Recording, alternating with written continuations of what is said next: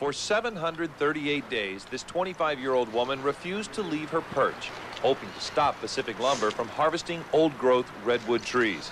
The company wouldn't do that, but it finally agreed to spare the 600-year-old tree Julia Hill occupied, along with a 200-foot buffer zone around it. Overcome with emotion as she reached solid ground once again, Julia felt her quest was not in vain. Oh, we did. We did it.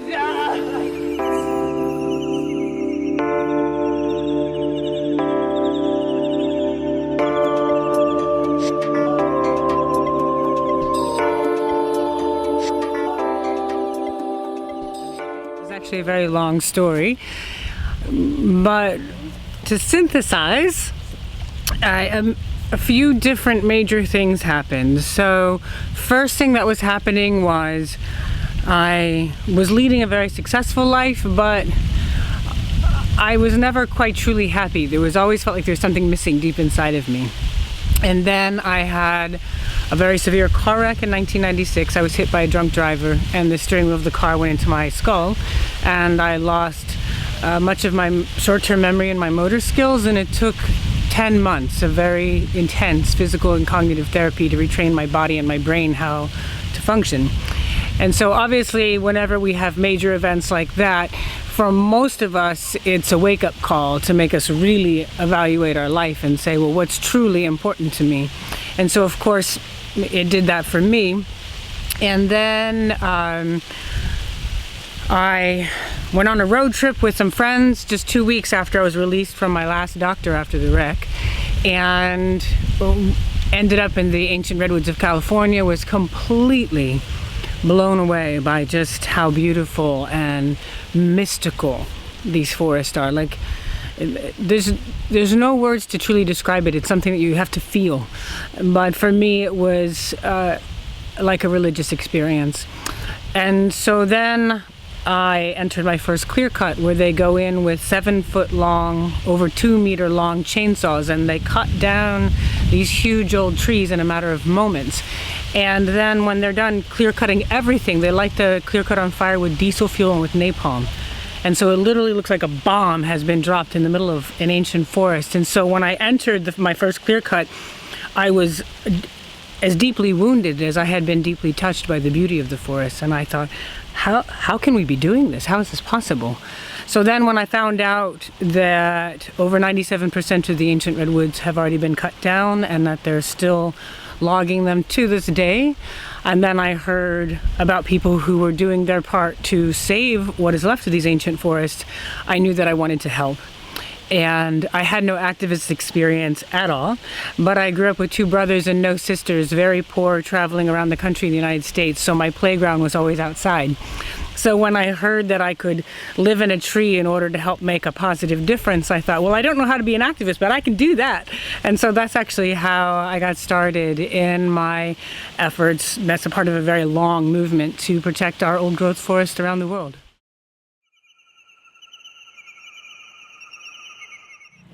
The one thing that I will say about my time in Luna is that it taught me so many deep and important lessons that are important and relevant for all of us, whether we're in a tree or on the ground. And one of them was how much we take for granted. Most of our everyday life we take for granted. When I climbed very high up in an ancient redwood tree and didn't have running water and didn't have a refrigerator and didn't have all these things that we take for granted, I realized how most of the day we go through and have zero gratitude for the huge blessings that are in our life. There are many people all over the world who have nothing, but for those of us who live in industrialized societies with a huge amount of privilege, we have zero gratitude for how much we truly have, and that gratitude for how much we truly have can give us the energy and the power to make the change we need to make, because the space of gratitude we don't feel lack. So oftentimes people are like, well, I don't know if I should make that choice because I don't know if I have enough time or enough money or enough information, and that not enough conversation is in part because of how much we take for granted. And when we live in a space of gratitude, we realize we have much more time and energy and information and power than we would otherwise have when we're not noticing. And one of the other great lessons that continues to serve me to this day and for the rest of my life is that love in action is what creates the lasting change that we need. It's understandable that we're angry and hurt at what's happening in the world. It's kind of horrifying, actually, that as a human family we have such potential for good, and instead we're causing such harm to the earth and to the animals and to each other and future generations.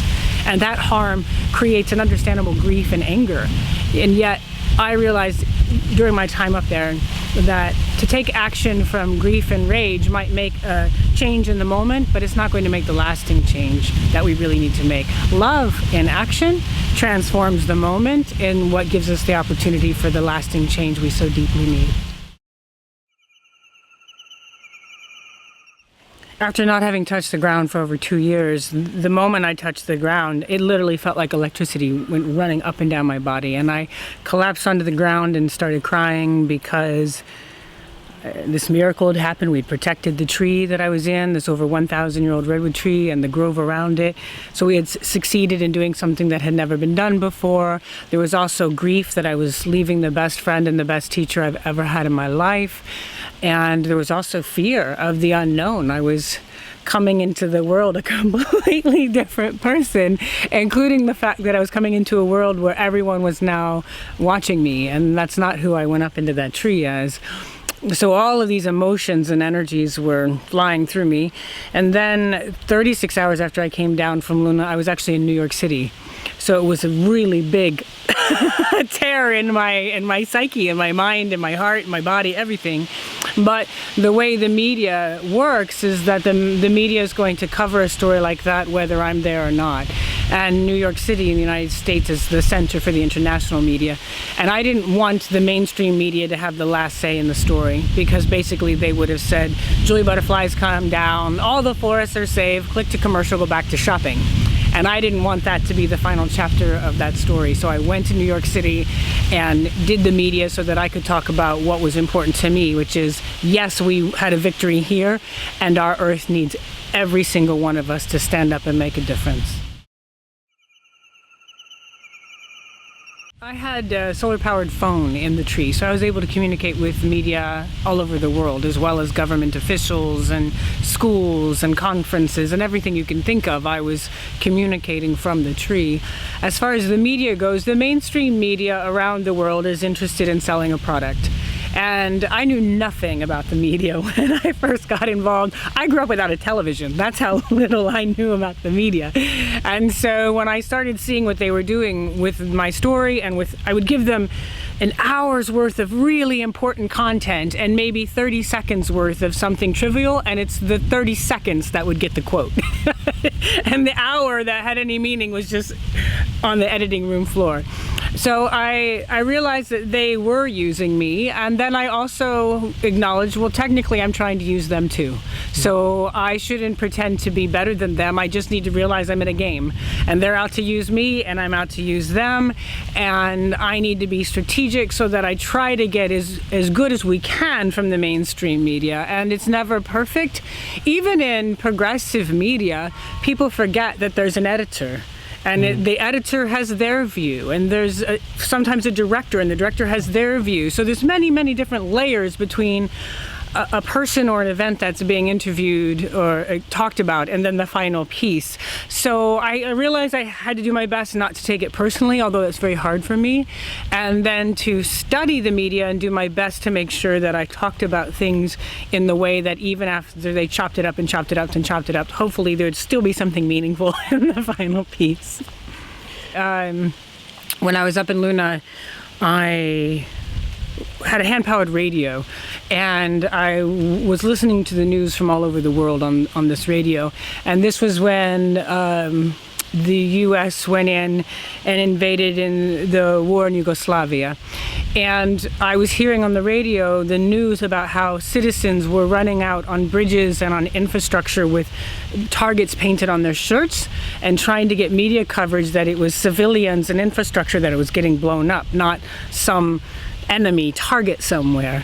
And I was trying to figure out, well, how can I help people understand that it's the same forces that are destroying the planet, that are the same forces that are destroying people?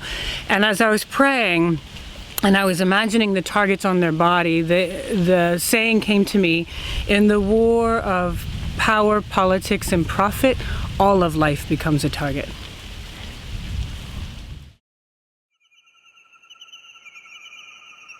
No, I remind people, because people will come up to me and say, Julia, thank you for doing that action. I never could have done it. Mm-hmm. And I always remind people, well, neither could have I. Mm. There's no way I could have imagined that a shy, introvert person that I was not only was going to end up in the public eye, but was going to go through the worst storm in recorded history ever in California, the company trying to kill me, having to figure out how to negotiate activism and all the different personalities and that. There's so many layers that luckily I didn't see what was coming.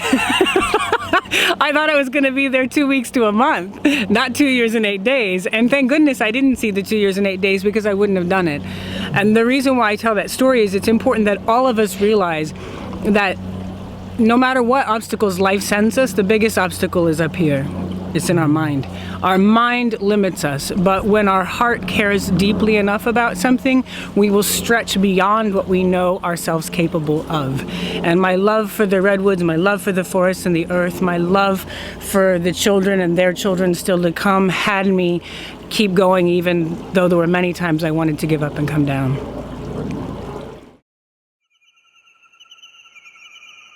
In a production-driven world, which is what we live in, our systems are based on competition versus collaboration. And I see it all the time, even in the NGO sectors, where people are competing for resources. They're competing for volunteers, they're competing for money, they're competing for so many different things. And so, although I don't think there's a one-size-fits-all solution, as a matter of fact, I know there's not, because nothing in the natural world tells us that a monoculture is a good thing. And so the important piece for me is, how do we think? Are we thinking through the lens of competition? Or are we thinking through the lens of collaboration? And it doesn't mean that I'm going to agree with everyone and their way of doing things, and it doesn't mean everyone's going to agree with me and my way of doing things, but it's rather, can I figure out how I can fit my particular piece of the puzzle into the larger picture? And sometimes it works in collaboration with politics, and sometimes it doesn't. Sometimes it works in collaboration with businesses, and sometimes it doesn't. There's no monoculture. It's not healthy.